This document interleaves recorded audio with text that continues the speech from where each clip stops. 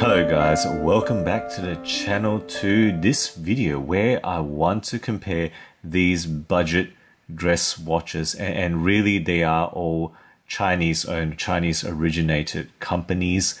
They all have mostly Chinese movements, but actually the ones on the right have Japanese movements.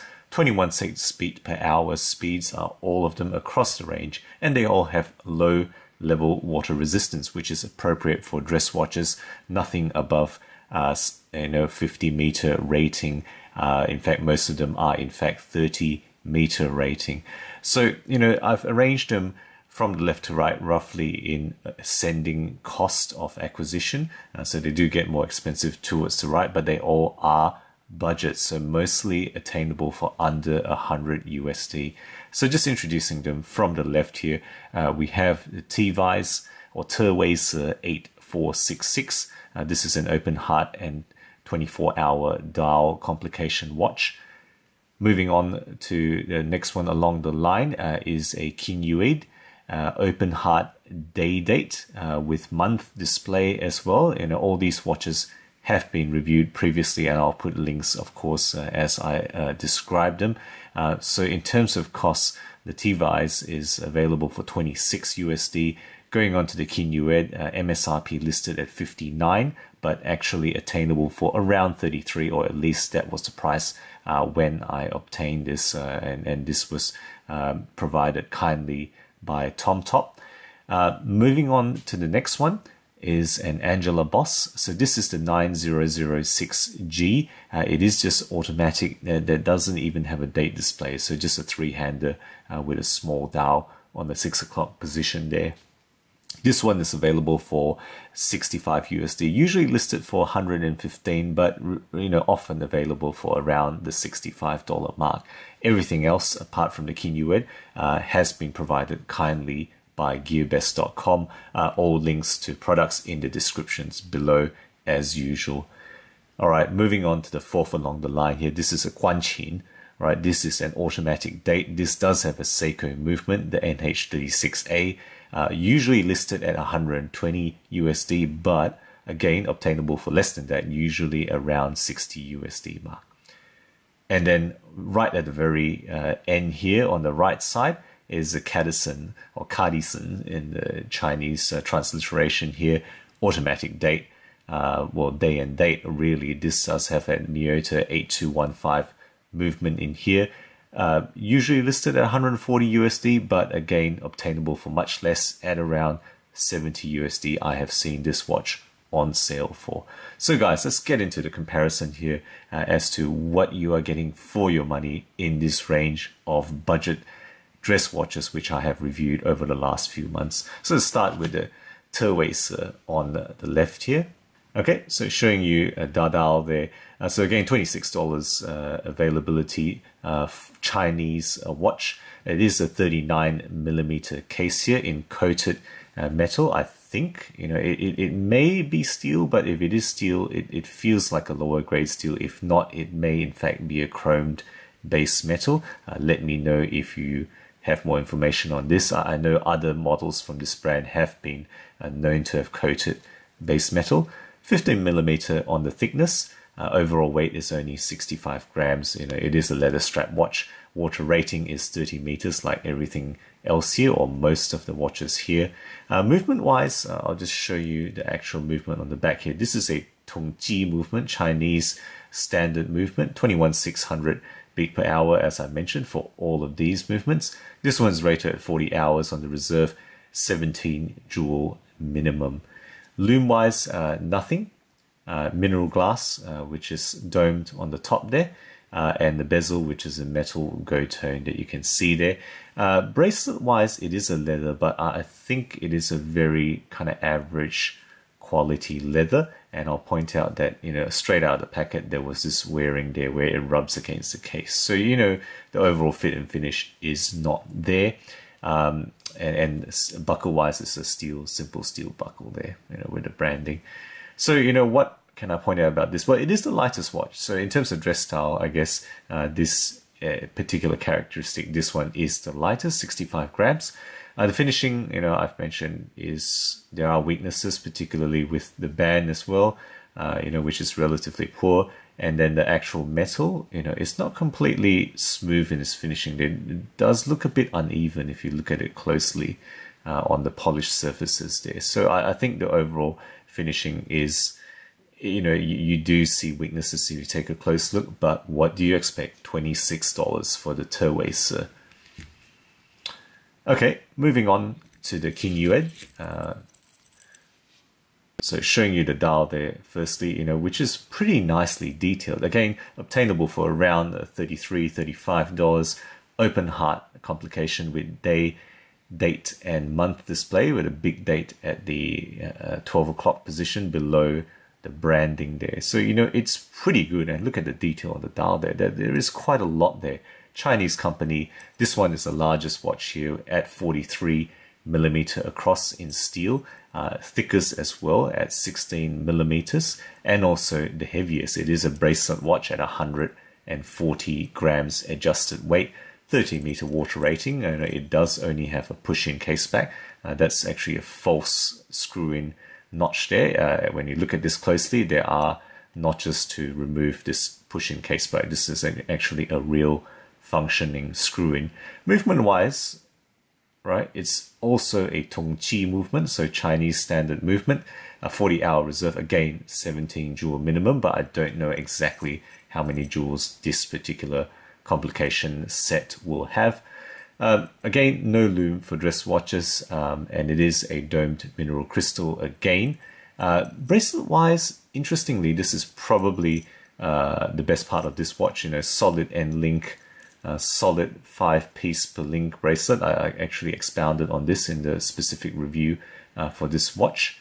Push pin, of course, you're not going to expect anything for anything other than a push pin for a $33 watch.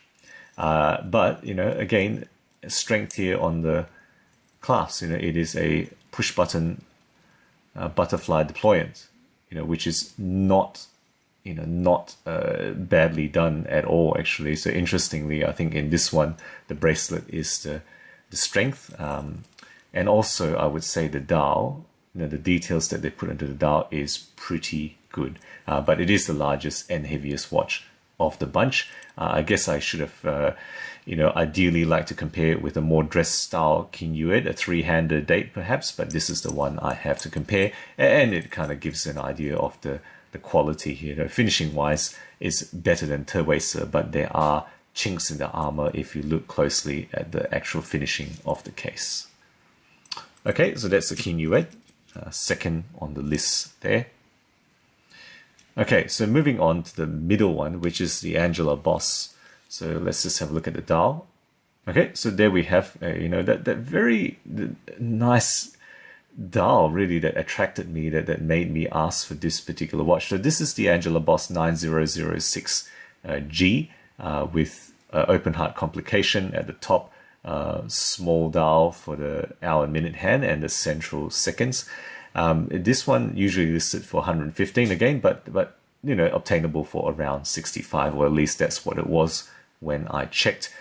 Chinese watch, in this case, the second biggest watch really, 42mm across, 15mm on the thickness there, and overall weighing at 80 grams. It is a leather strap watch, so it's relatively light.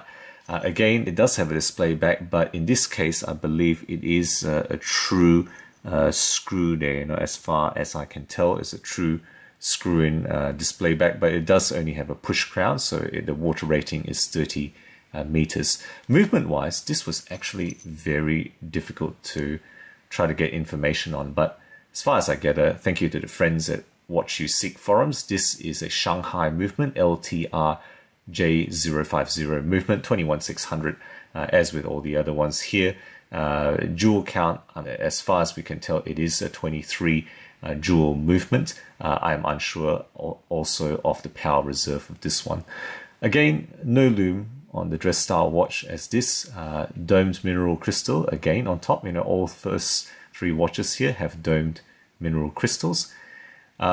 The bezel, as with the case, is actually in a steel gold tone here. So this case actually stainless steel as far as I can tell. The bracelet or band, nothing very special. It's just a fairly average leather strap, in calf skin type of style here, with a steel buckle, simple gold tone steel buckle to match the case. What can I say about this one? Well, the dial details are pretty nice. I really, this really attracted me. At first, I looked at the details, but just to point out, some of the screws, the decorative blue screws, are probably false, and certainly those gears, the symmetric gear structures here, those are false. Those are purely decorative, and some may view that as a big negative on the face of this particular watch. But what have you, this is what it is for 65 USD, obtainable through various online retailers. Okay, so moving on to the next one, which this company, Guanqin, really has been impressing me more than most of the Chinese mushroom brands. So this is the Guanqin automatic date GJ16034 is the model number. So again, obtainable for 60 USD out of the usual list price of 120. Chinese company, of course, but it does have a Seiko NH36A movement. The case-wise, stainless steel, and I wouldn't be surprised if it's actual 316L for Guanqin at 41mm across. Thickness is pretty good at 11.5 millimeters, and the overall weight is light with the leather strap, 70 grams only. Now this one, again, I believe it does have a proper screw-in case back there that you can see, and with a push-in crown though, it is again rated at 30 meters. The Seiko NH36A, I don't have to introduce this too much, 41-hour power reserve and 24 jewel movement. This is the only dress watch here that has lume, and does have lume on the hands only, not on the markers, but it is functional.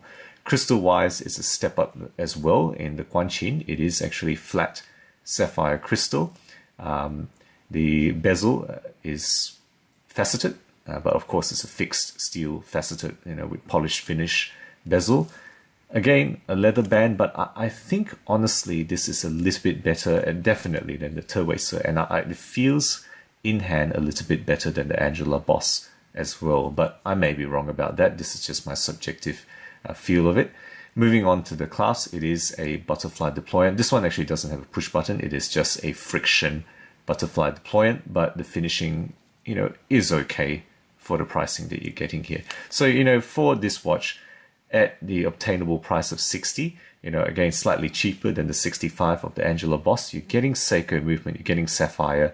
The value is, very, very good, I think. The dial, right, is one of the strengths of this watch. I think it's got a very pretty sunburst. And again, this is the only watch with lume, if that is important to you, to keep in mind. So that's the Guanqin there, automatic date. Okay, nearly finished, guys. Moving on to the last watch on the list here is the Cadisen automatic date. This is model C1031. Obtainable for 70 USD out of the usual list price, full list price of 140, but I think you rarely ever have to see this at 140. Again, it does have a Japanese movement, even though it's a Chinese company. 39mm across, thinnest watch here, right? 11mm under thickness here, and it is a bracelet watch, but pleasantly light overall at 115 grams, and with that case back, which actually interestingly is a friction pushing case back with a pushing crown. This one has the highest rating for the water resistance of all. This one is rated at 50 meters, so a little bit more confidence in terms of accidental water exposure. The movement you can see at the back here, right? It is actually a Miyota 8215. So again, like everything else, 21,600 beat per hour, 40-hour reserve on this one with 21 jewels. So in fact, the highest jewel count of all is actually the Seiko and the Guanqin. This one has 21 jewels. Again, lume wise, there is none on the dress style watch, which really, honestly, I don't mind in my dress style, but that's something you may need to keep in mind. Glass is again a sapphire, and flat sapphire, just like the Guanqin. The bezel is a fixed polished steel there. Moving on to the bracelet, again, is pretty good quality, every bit as good as the Kinyued, semi-solid end links, 5-piece per link bracelet there, and moving to a pretty nicely done push button deployant butterfly clasp there. So what you're getting for this watch, which is I guess ostensibly the most expensive one, for the 70 USD, you're getting a Miyota movement, so Japanese Miyota movement, sapphire crystal, and a pretty nicely done bracelet. So I think without doubt this one does have the best value of all of them, and really I think overall arguably the best watch. You may compare it favorably with the Guanqin, which does have the Seiko NH movement in there, and really when I reviewed this, I thought for 70 USD there are no major weaknesses, no major gripes I have to bring up for a watch at this price with all these features. So guys, there we have it, 5 budget dress style watches, Chinese companies, Japanese movements on the 2 most expensive ones. Let me know what you think. These are roughly 5 tiers of budget dress watches. Let me know if you have any of these, how you compare it, if you have more than one, what you think of the value propositions. I'm very interested to hear your thoughts. Guys, thank you for watching. If you enjoy my videos, again, do consider subscribing. I'm putting out new content weekly, always aiming to be objective and unbiased about all things horology. Thanks for sticking with me, and I'll catch you next time.